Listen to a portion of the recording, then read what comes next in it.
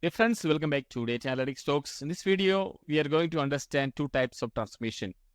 So we have active transformation and we have passive transformation.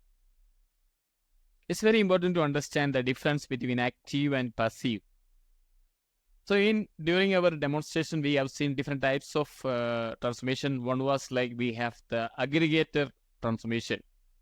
So what is aggregate transformation? We have a set of records and we are going to calculate average, sum, mean, some aggregate functions. And when you apply an aggregate function, the values returned, the number of rows returned is not equal to the number of the rows input, right? So there is a difference between the number of inputs and number of output records. Okay, so those transformation which are having a difference in the number of inputs and number of outputs indicates an active transformation. Similarly, we have seen something called an employee department name. That is another transformation where we had identified the department name of employee, department name of employee, where the number of inputs was same as number of output. So where there is no change between the number of records input and number of records output. So that kind of transformation is a passive transformation. Okay, so that means you understand now. So what is a active transformation? What is a passive transformation? Here we are going to have a comparison between active transformation and passive transformation. So Informatica PowerCenter transformations can be categorized as either active or passive. These categories are based on how they process and affect the rows of data that pass through them during the session run. So we have a session, we have a mapping.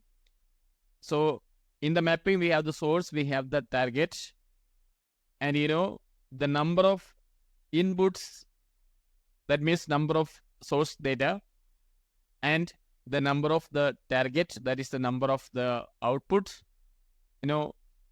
Based on the variation, we arrive at the active or passive transformation. It also can change the order, like what active transformation means. An active transformation can change the number of rows that pass through it. It can increase, decrease, or maintain the row order. So, but even if it maintains an order, maintains a count, it can change the order, right? So it can change the order of rows. For example, sorter transformation is active because it changes the order in which the rows are processed. It can change the transaction boundary by defining a commit or rollback point. For example, a transaction control transformation is active. Then other examples of active transformation include filter, aggregator, rank, sorter, router, and update strategy. Okay. Then coming to a passive transformation, a passive transformation does not change the number of rows that pass through. It processes each row and passes it without affecting the row count. It does not change the order of the row. It does not affect the transaction boundary. Examples of passive transformation include expression, sequence generator, lookup, when not configured to drop rows, and stored procedure. The distinction between active and passive transformation is crucial when designing ETL, that means extract, transform, and load mappings, because it affects the flow of the data and the overall performance of the data integration process. So understanding whether the transformation is active or passive helps in predicting how it will interact with other transformation in a mapping and how it will influence the data set being processed.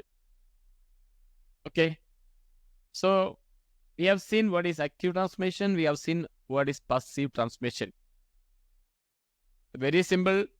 Active means there is a change in the number of rows that passes through the session.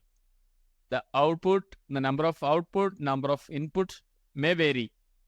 Also, it can change the order of execution.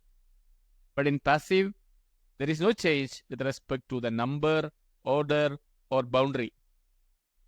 Okay? Thank you. Thank you for watching.